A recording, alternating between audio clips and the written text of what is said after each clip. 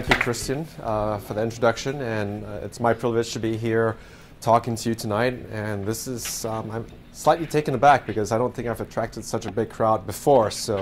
But thank you for being here, and it's indeed a privilege for me to be able to present to you.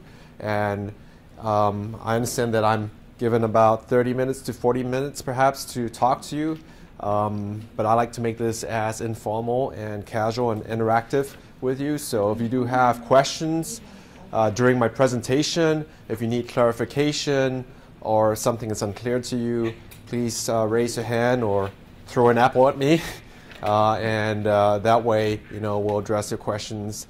Or even at the end of the session, maybe we could have a couple of minutes for general question and answer.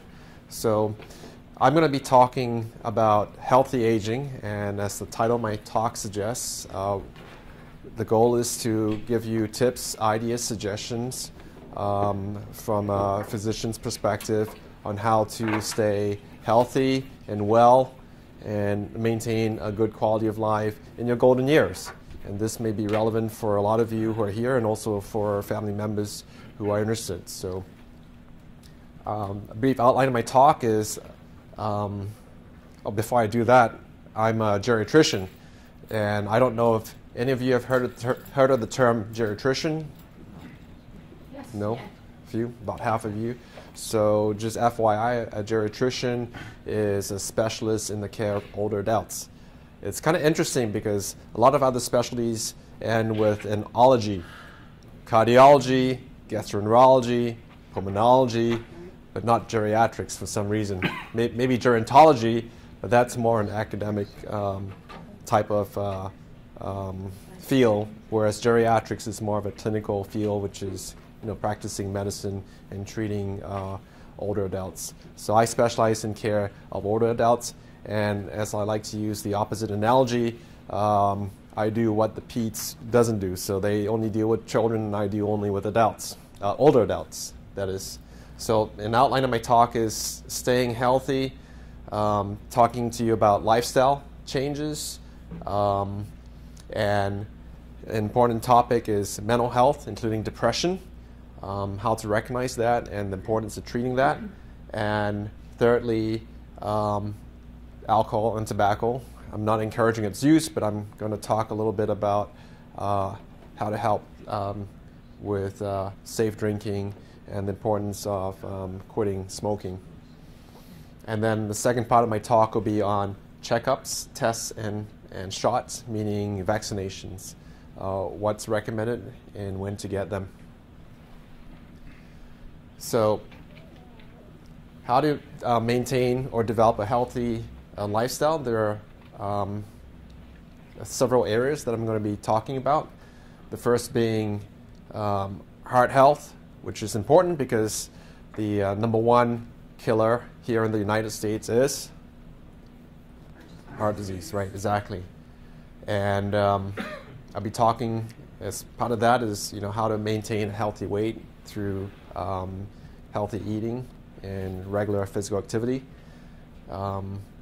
Cancer I'll be talking on, but I just want to briefly mention skin cancer in this section here, preventing injuries, and the importance of taking your medications correctly. So, how do you reduce your risk for heart disease? And some of the recurring themes you're going to hear over and over again, so if you're going to be bored, there's a reason for it, is healthy weight includes eating right and staying physically active. So the two recurring themes of staying healthy, maintaining a healthy weight, is really eating right and staying physically active. And I'm going to elaborate on those two areas in a bit. But for those of you who smoke, obviously you've heard the message about quitting smoking and why that's important. And I'm also going to address that. And if you have blood pressure, or even if you don't have high blood pressure, it's important that you have your blood pressure checked on a regular basis, and also your cholesterol. And if you have diabetes, make sure that you have regular checkups to make sure that your blood sugar is adequately controlled, because the risk of uncontrolled diabetes with high blood sugar can lead to further damage down the road and increase the risk of stroke, heart attacks, gangrene, amputations, kidney disease, eye disease. So for those of you who have a question about the effectiveness of aspirin, this is a good question. There is some good evidence for taking aspirin on a regular basis, on a daily basis, for persons at risk. And there is some benefit if you're someone who's 50 and older to take a low-dose aspirin to reduce your risk of heart attack in men, which has been demonstrated by many, many studies.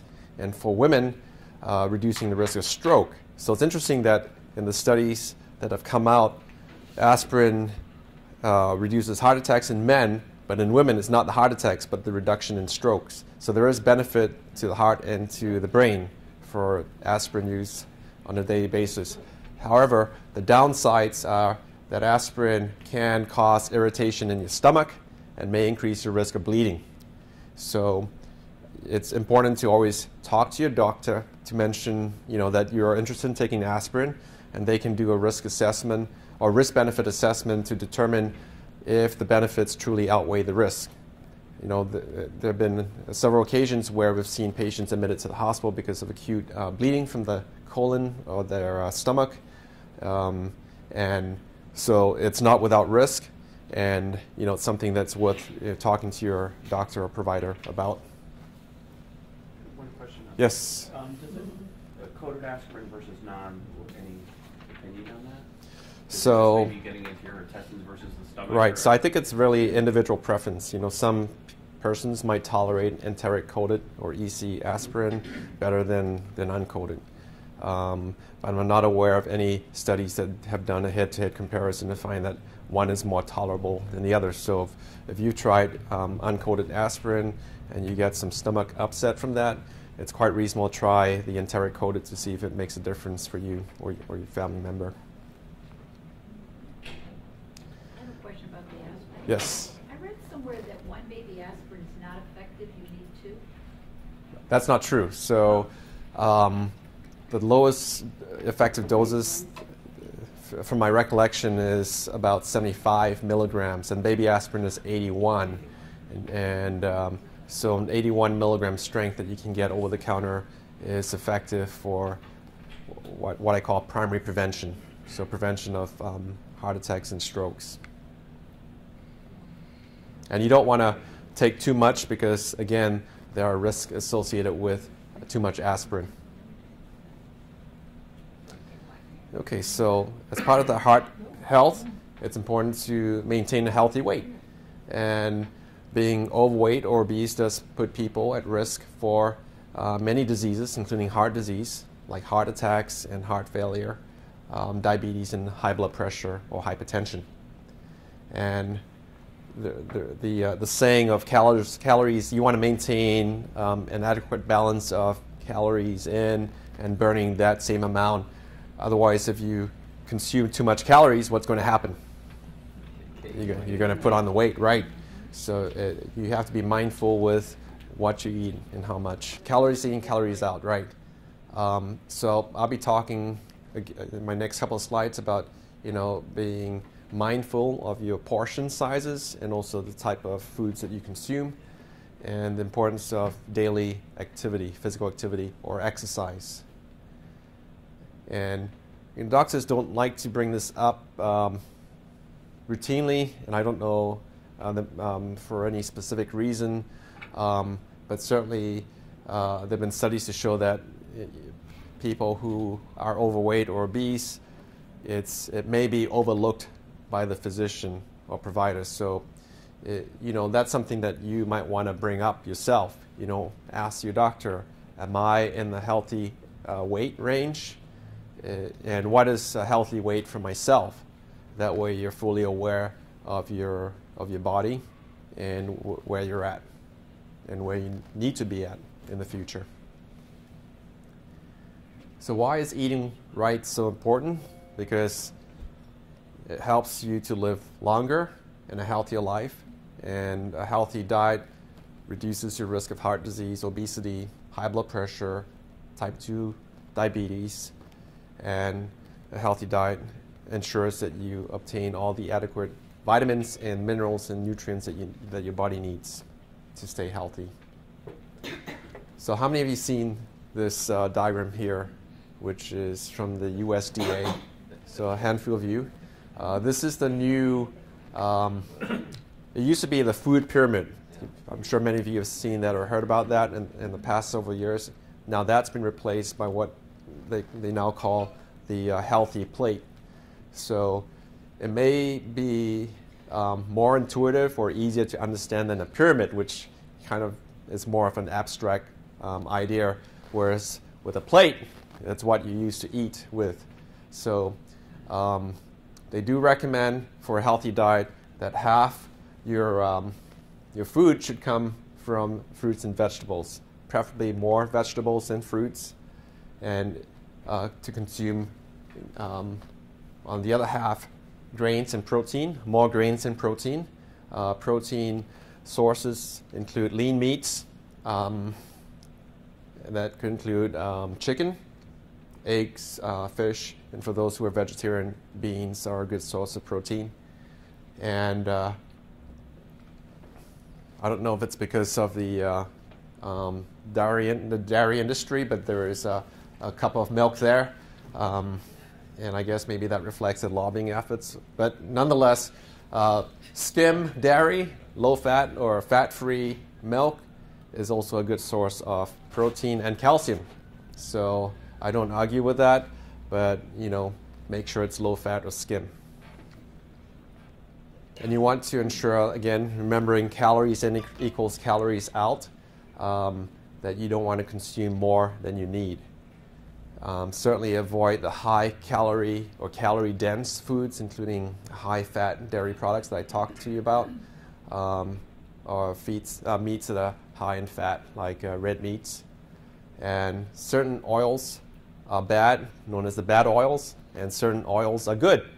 So the bad oils are the oils that come from animal fat, but also two types of vegetable fat, including palm oil and coconut oil, are high in saturated fat, so they're not so good. So try to limit them. Whereas the unsaturated fats, or the monounsaturated fats, the monounsaturated fats come from vegetables like olive oil and avocados, and the polyunsaturated fats come from foods such as fish or seafood. And those oils from those food products are healthier for you. So cut back on the bad fat, but consume the good fat. Again, fat is very calorie dense, bad or good, so you don't want to be drinking like a gallon of oil. And not that anyone would want to do that, but bear in mind that oils are calorie dense as well. So too much of a good thing is not that good. So I like this slide because it really drives home the point that we're so immersed in this food culture that makes us think that when you go to a restaurant, Applebee's or Ruby Tuesdays, for example, this is probably the size that you get, isn't it? Oh, yes. Yeah. But do you think this is what's considered one serving? Yeah, it is. Well, to the restaurant it is, but in reality, one serving is probably half that amount. Without the fries. Right, mine is a fries too. So, so eating out a lot, especially restaurant food, you're probably getting more calories than your body needs. So that's something to bear in mind because they're going to give you this when you really need this, or even less than that. So this could actually feed 2 people. So you probably get a good deal if it's 2 for 1 if you and your spouse share this meal, or your partner. But the restaurants dislike that, obviously, right? And the second part to maintaining a healthy weight, which is also good for your heart, is staying physically active.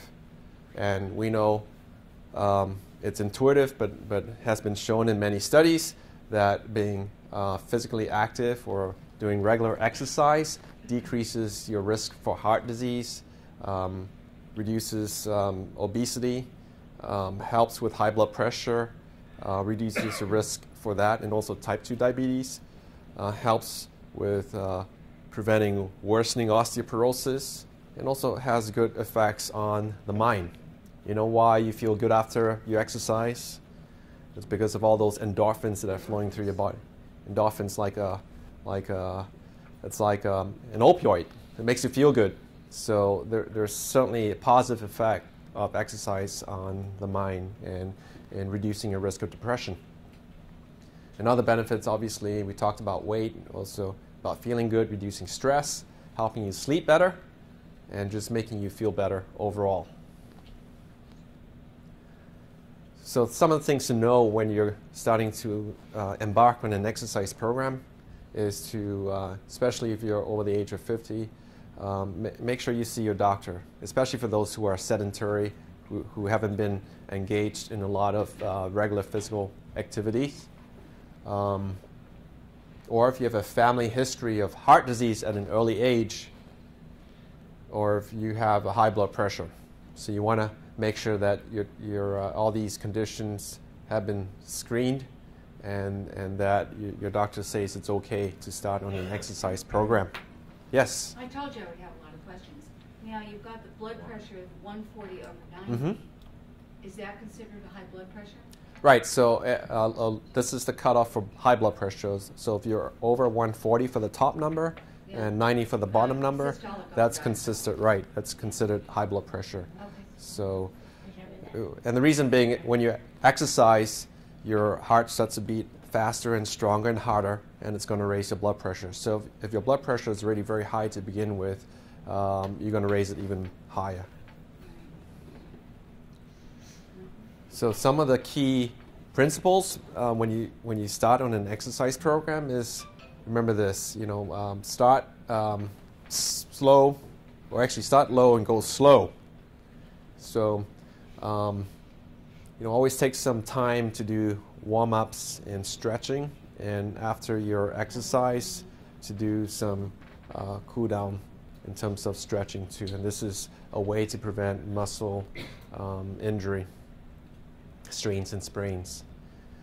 And always listen to your body. If you're starting to have pain or significant discomfort in any part of your body, listen to that and slow down and stop if necessary, and seek medical attention if needed.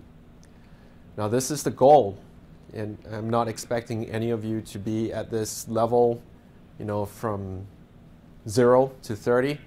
My advice is, gradually build up your strength and your endurance. So your ultimate goal is to try to get to 30 minutes, 5 days a week. That's 150 minutes of exercise, which is the recommended amount. And when you're starting, you might start with just 10 minutes, maybe 3 days a week, and gradually build that incrementally. So 10 minutes, 15 minutes, 3 days, 4 days a week, up to 20 minutes, 5 days a week, and gradually get up to 30 minutes. If you can go do more, even better. But this is what you want to achieve. And just a little bit about skin cancer, because it is the most common type of cancer. And the ultraviolet rays from the sun are responsible for causing skin cancer. So you definitely don't want to get too much sun exposure. Unfortunately, for a lot of us, the exposure starts from young. So if you've had a lot of sun exposure already, your risk is certainly higher, but you can still prevent further damage being done by limiting exposure, certainly during the hours where the sun is strongest. And always use protection when you go out, okay? So that I think most of you are aware. And this is also important because I do see a lot of injuries, and injuries do account for a leading cause of death. So, these are things that you've read about, and you don't, usually hear it from a physician, but it's still important for your health and for safety. So, make sure that you have smoke detectors, carbon monoxide detectors in the house. If you have firearms, make sure they're locked and disarmed. Make sure that your walkways and areas within your house are free of clutter and trip hazards, because we see a lot of fractures, unfortunately, And a big cause of fractures is clutter in the house, tripping over stuff. So you want to make sure that you address those things. And the last part about this section on taking control of your health is, when you take your medications, these are good questions to ask your provider. Whenever you're given a prescription, a lot of doctors may be compelled to prescribe brand name drugs because, they get a lot of pressure from drug reps that visit their offices and say, you have to use this new medication. It just came out, it's FDA approved. But in reality, the newer meds are not always the better ones. They're fairly new. There's still a lot of unknown potential side effects that we're not aware of. And there are very effective, generic, and safe medications out there. So if your doctor gives you a medication, and it's also the branded drugs tend to be more expensive, so it means higher co-pays for you. So whenever you get prescribed a branded medication, especially if you're noticing that you're paying a high copay, always ask, is there a generic version of this medication? And in reality, the effectiveness is probably the same as the newer branded medication. So always ask if there's a generic form that is as effective as the one you're being prescribed. And it'll save you money in the long run, and it'll be just as effective. And make sure you understand what the medication is being prescribed for. Whether it's a chronic medication that you have to take for life or just a certain period of time. Typically, high blood pressure medications for high blood pressure or for high cholesterol tend to be long-term, so you often end up taking them for a long period of time. Whereas some of the medications may only be for a brief period of time. You bring me to my next point, which is to always ask for possible side effects, because some medications may increase your skin sensitivity to the sun and could lead to sunburns. So certainly be aware of that. And some medications do interact with others and with certain foods, so you also want to ask about interactions.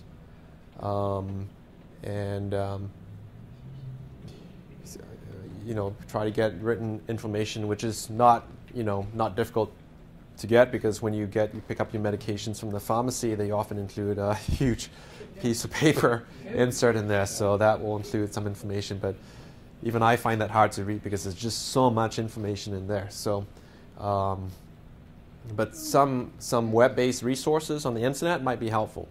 That's more for consumers. Okay, I'm going to move on. Any questions about this topic?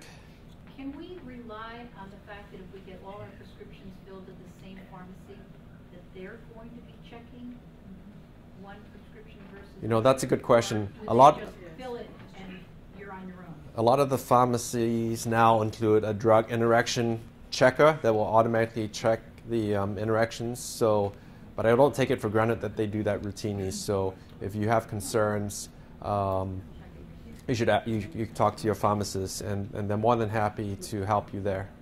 And also in the doctor's office, nowadays with electronic medical records, when we order medication, it will red flag if there is a potential allergy that you've listed or a side effect to another medication. So that's the advantage of using computer-based systems nowadays, especially in your doctor's offices. But if you're going to more than one doctor, which I guess many of us do, they're not pharmacists. Right, which is a good point. So your pharmacist might be able to run that interaction checker for you. Here's my hand up again. Oh, I think this lady was first, and then we'll take your question. I'll take that lady first. We always hear about high blood pressure. What do you do for low blood pressure, which is very low? Right. So low blood pressure can also be a concern because it can lead to dizziness, especially if it's related to being in a standing position or when you're walking. And there could be many reasons for that. But we generally recommend making sure your body is well hydrated. In other words, drink lots of fluids. At least 8 cups a day is what they say. And in some cases, you may need to be on certain medications to try to elevate your blood pressure. Or there are medications that do that. or specialized stockings, compression stockings or hose that can go up to the knee or higher to try to bring the blood back from the legs up into your heart, because otherwise the blood tends to pool in your legs when you stand or walk, and that could lead to a drop in your blood pressure. Let's shift gears and talk a bit about depression. And I bring it up because it is pretty common, especially amongst seniors, and some of the warning signs to look for. And it used to be a disease or condition that had a social stigma that, oh, if you're depressed, you're crazy, you're losing your mind. But I think that's starting to go away, which is good, because I believe this is an important illness to recognize, which has a negative impact on quality of life, increases the risk of suicide, and it's totally treatable if it's diagnosed and treated. So these are just some of the warning signs. If you or anyone who's going through this, think that is it possible they have depression, and bring it to the attention of their medical care provider. Feeling sad, hopeless, or guilty most of the time. And we're not talking someone who lost a loved one, because that's normal sadness and grieving. But if that persists for months and even years, and to the point where it's getting worse, and they're not functioning at the level they once was, that's a problem, and that's probably depression. Feeling tired or lack of energy, having thoughts of suicide or death, sleeping too much or too little, eating too much or too little to the point of gaining or losing an excessive amount of weight, and certainly having disinterest or loss in doing things, especially hobbies, and problems making rational decisions or thinking clearly. So like I said, it does have a negative impact, and we know from studies that being depressed also increases the risk of dementia later on in life. So this is certainly something that needs attention. The sooner you treat it, the better the outcome, and better for the person who's being treated. Then very effective medications, sometimes they work even better when combined with counseling therapy through a psychiatrist or psychologist. And these medications are not addictive or habit forming. So, someone who's depressed may be treated for about 6 months, and this may be a type of medication where you don't have to be on it lifelong. Maybe 6 months, and your doctor might decide to see how you do off it. And so, unfortunately, if things get worse and the person rebounds, maybe they do need to be on it for a much longer period of time. And treatments, do take weeks, often over a month, to start to kick in. So for someone who's depressed and taking medications, it's not going to make them feel good the day after. All right, so for those who enjoy these vices, my advice is obviously stop smoking. It's one of the leading causes of death. In fact, what's interesting is that the lifestyle risk factors account for the highest risk for disease and dying. So the eating unhealthy, not exercising, smoking, too much drinking, these account for 2/3 of disease and death here in the United States. So this is certainly something that is treatable. We know that smoking causes cancer, heart disease, lung disease, and stroke. And when you quit, you lower your chances of these smoking-related illness. And the risk subsides over time. So if you've been smoke-free for 15 years, you're probably back to average risk. So there is some benefit to quitting, no matter how old you are. I do admit that quitting is hard because nicotine is such an addiction. It's the addiction to nicotine that makes it hard to quit cigarettes. And just bear in mind that it may take several attempts to successfully quit, so don't be discouraged. When you do, if you're wanting to quit or someone that you know of is wanting to quit, that's great. Help them make a plan to set a quit date make sure that they inform the doctor, because they're supposed to help in the cessation process. There are medications that are effective. There's also a nicotine treatment or replacement therapy to help with the cravings that tend to be associated with relapse. And very important to get enough support. Tell everyone that you're quitting. And so, you have your family and friends and colleagues who can, remind you and help you and encourage you through this process. If necessary, you could even join a quit smoking program. The more social support you have, the better off you are. And don't quit quitting. We know that it takes many attempts to successfully quit. So if you slip up and smoke, don't give up. Just set a new date and get back on track. Alcohol use is also serious, or abuse. It can lead to serious health and personal problems. Some of the questions that may indicate problem drinking is, have you ever tried to cut down on your drinking? Have you felt annoyed or angry about people telling you to quit? Have you felt guilty about your drinking? And have you, do you consume first thing in the morning when you wake up? So answer to yes to one or more of these questions. Obviously, the more yeses you have, the greater the problem. So if you do suspect that, get help. I'm not saying drinking is bad, because in moderation there's some benefits. For those of you who don't drink, I'm not saying start going out to drink. But for those who do drink, if you drink in moderation, there are some health benefits. So, but there are limits. So in general, we tell women that a safe amount is not more than 1 drink a day, and for men it's 2. And 1 drink is dependent on the amount of alcohol in it. So like if you like liquor, whiskey, rum, it's 1.5 ounces. That's equivalent to 1 drink. For those who like wine, that's 5 ounces. And beer is a little more generous. So don't think that a 12 ounce of whiskey is 1 drink, because it's not. And obviously don't drink before driving. All right, so this is the second part of my talk. Any questions before I address this? Checkups, tests, and shots. Which ones you need and when to get them.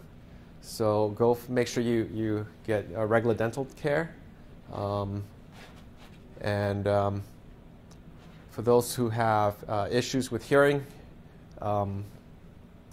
unfortunately right now I don't believe it's covered by Medicare. I know hearing aids can be expensive, but it is a quality of life issue. And so for those who could benefit from it, definitely have your hearing tested. And it may be as easy as disinfecting some hard wax inside the ear that's lodged in there. But for those who do benefit from hearing aids, it could help with quality of life issues and with communication. So maybe in the future we'll see the cost come down, or see part of it being covered by Medicare insurance.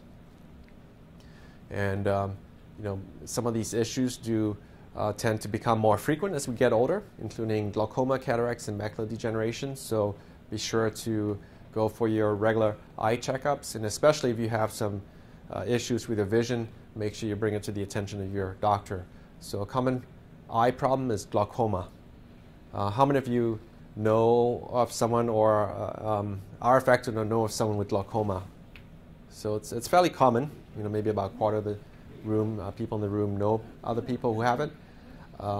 But untreated, it can lead to blindness, and there is effective treatment for it. And this is this is what you see if you have glaucoma. You have what they call tunnel vision, where you don't see very well on the periphery or the sides. So this is a normal vision, and this is glaucoma. So you can see that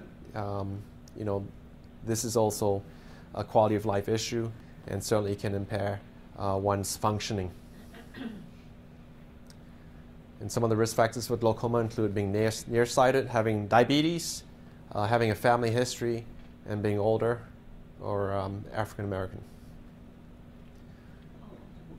So there are tests called screening tests that are meant to detect disease or conditions that are treatable at an early stage to prevent serious illness later on in life. And so going for a checkup for your blood pressure is, it's intuitive. Whenever you step into your doctor's office, you get a blood pressure check. So I think most people have no issues with this unless you don't see a doctor. Same thing with cholesterol. There are 3 components to the cholesterol measurement, but the 2 that are probably more important for you is the LDL, which is the bad cholesterol. So the higher the LDL, the higher risk of heart disease and stroke. The HDL is the good cholesterol, so you want this number to be higher and this number to be lower. And there are medications that can lower your bad cholesterol. There are not many medications, or there are no medications that effectively raise your good cholesterol, but exercise could help. For those of you who have doctors, I'm 100% sure that when they run blood tests, that's one of the tests they run. Now, if they run it and your cholesterol level is good, there's probably no benefit to doing it every year because cholesterol is pretty stable. So unless you've made some drastic changes to your lifestyle, it's probably going to stay pretty constant. So if your cholesterol is, good, you can probably have it checked every couple of years. You don't need to have it checked every single year, unless you're on medications, in which case your doctor may want to monitor that more closely. Diabetes is also a major risk factor for organ disease like kidney disease, blindness, stroke, heart disease, amputation. The most common type is type 2 diabetes, which occurs in adults. And we know that this is a disease that can be prevented by good lifestyle choices. So again, coming back to my mantra of eating well and exercising regularly. And there have been studies that actually show that doing those is better than popping a pill. And I would be a billionaire if I could put these 2 things into a pill and sell it to you, because I think everyone's looking for the easy way out. So risk factors for diabetes, obviously, again, being older, being of one of these racial groups, having a family history of it, being overweight, and having diabetes during pregnancy. And so because of the effects of diabetes, you want to make sure that you monitor your diet, avoid calorie-dense foods and fat-dense foods, especially for the bad fats. Make sure you exercise regularly. Go for regular checkups of your eyes and your feet, because that's when the diabetes tends to have complications. Making sure your blood pressure and cholesterol are controlled. Making sure you're up to date with your shots. We'll talk about that as well. And certain medications have significant benefits. So if you're diabetic, aspirin can help lower your risk of heart disease and stroke. These medications called ACE inhibitors are often used for blood pressure, but they can help with protecting your kidneys against the effects of diabetes. And statins, which are medications used to treat high cholesterol, can also reduce your risk of heart disease and stroke. Now, osteoporosis is a condition where the bones start to thin out and become more brittle as we get older. Women tend to be more affected than men. And it was a similar trend decades ago when, for heart disease, doctors are focusing more on the men than in women, because heart disease tended to occur more frequently in men, but women get it too.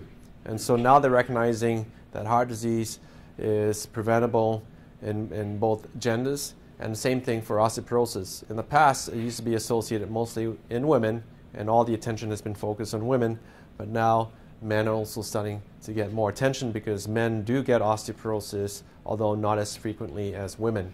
And the problem with osteoporosis is that Once you have it, it's a silent disease. You won't know it until you fall and sustain a fracture because the bones are so brittle.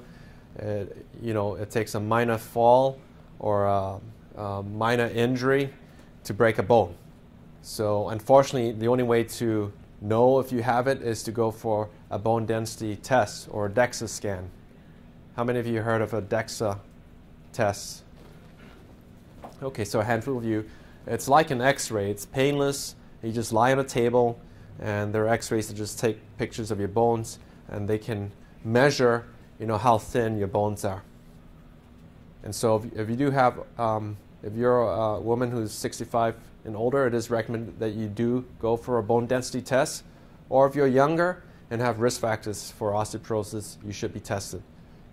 We don't have a lot of recommendations or guidelines for men, but from my study of the literature, I would say that men at age 75 probably should have a bone density test as well to screen for osteoporosis, because there are medications that can treat that and reduce your risk of fractures. Yes? I have a question. Mm-hmm. I mean, if you have two grandmothers who had osteoporosis, what is your chance of also having osteoporosis? Pretty high, because for one thing, it runs in the family, and if you're female, your risk is high. So definitely, be tested, screened. And how do you reduce your fracture risk? Weight-bearing exercises, which includes walking or jogging. If you already have osteoporosis, I would advise against lifting heavy weights, because you run the risk of worsening a fracture. But regular weight-bearing exercise like walking is helpful. Another benefit of exercise, making sure you get enough calcium and vitamin D, preferably through your diet. But if your diet is insufficient, you may want to consider taking a calcium and vitamin D supplement. So make sure your diet has about 1,200 and if you're 65 and older, 1,500 milligrams of calcium a day, and vitamin D 800 units or more. And you find that in the drugstore, they come in 400, 800, 1,000, and 2,000 units. So it's probably safe to take the 800 or 1,000 units once a day. A lot of people have low vitamin D levels without knowing it, and that's a major risk factor for falling and for fractures. So this is something important to remember to take. I don't generally advise taking supplements or vitamins or supplements, but I'm a true believer in vitamin D.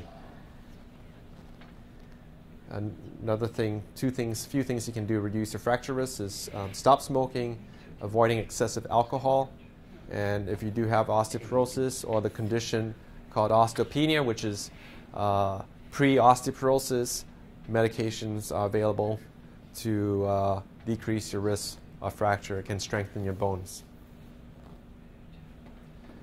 Another important screening test that can save lives, especially in men, is screening for this condition.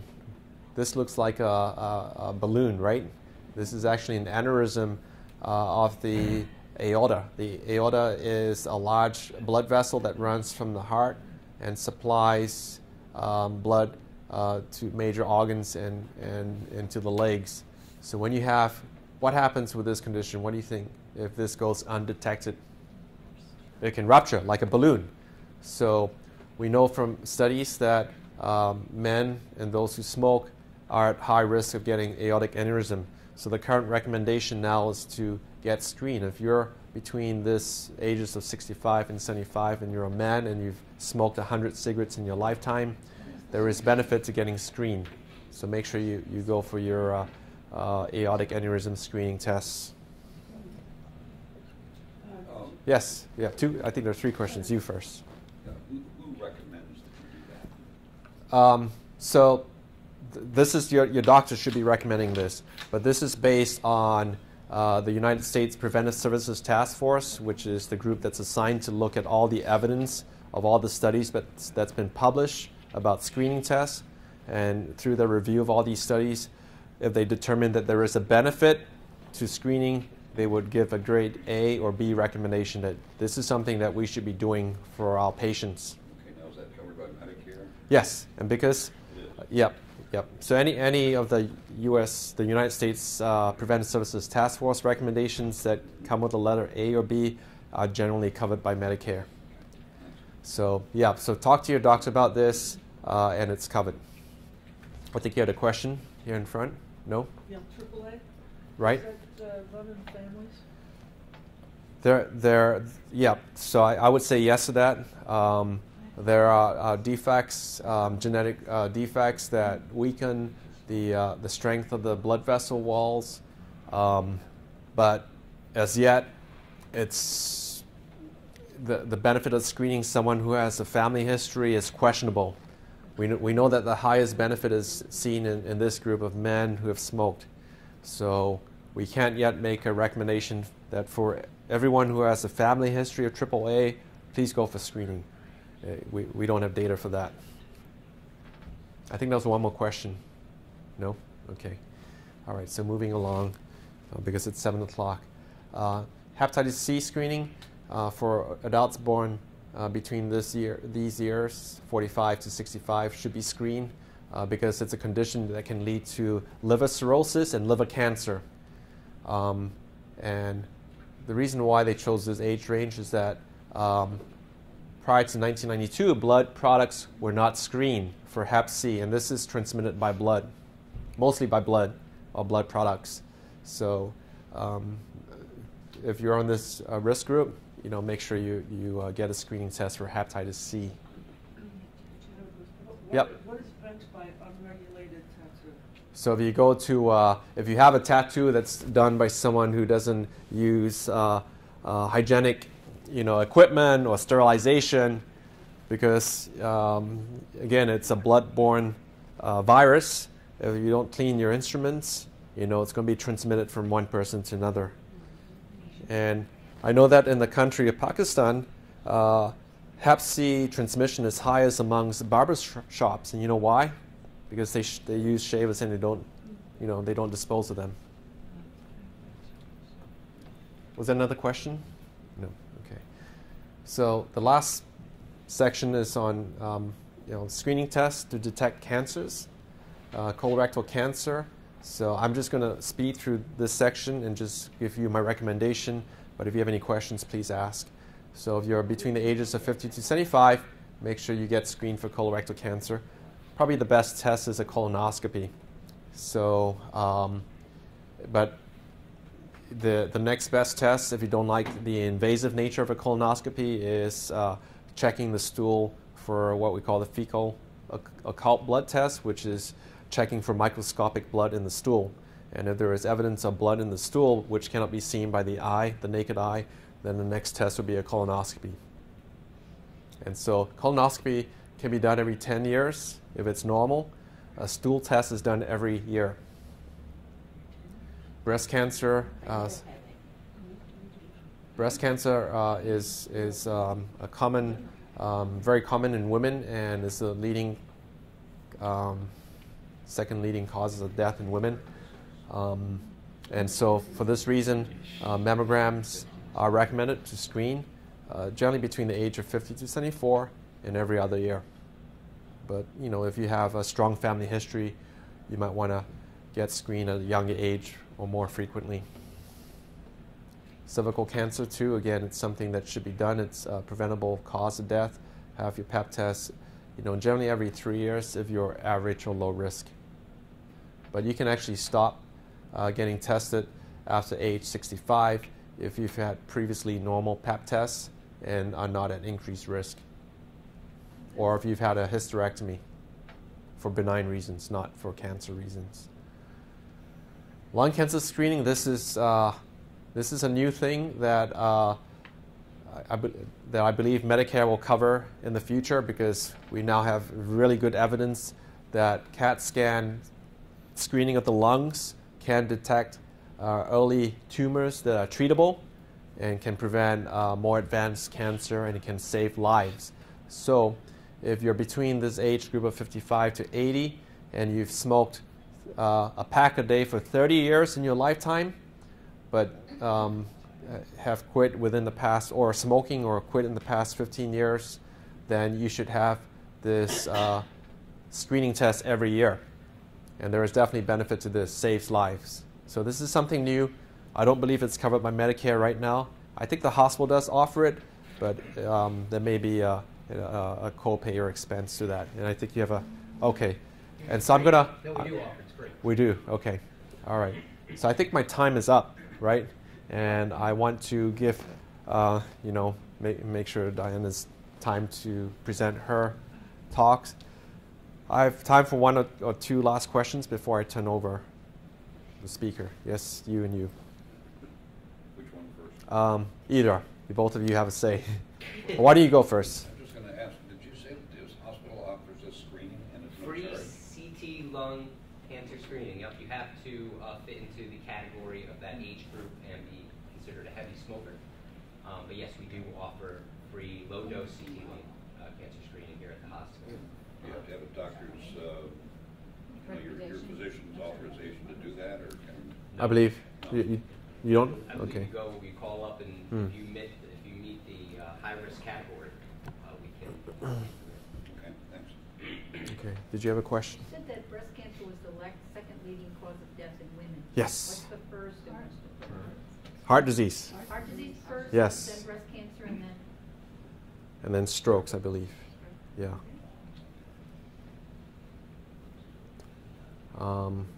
Well, let me say that again. So in terms of cancer, it's lung cancer, then it's breast cancer, then colon cancer. So the big three cancers are lung, breast, and colon. But in terms of top killers, it's, heart disease is still number one for men and women. Okay, I think I'm done. Thank you.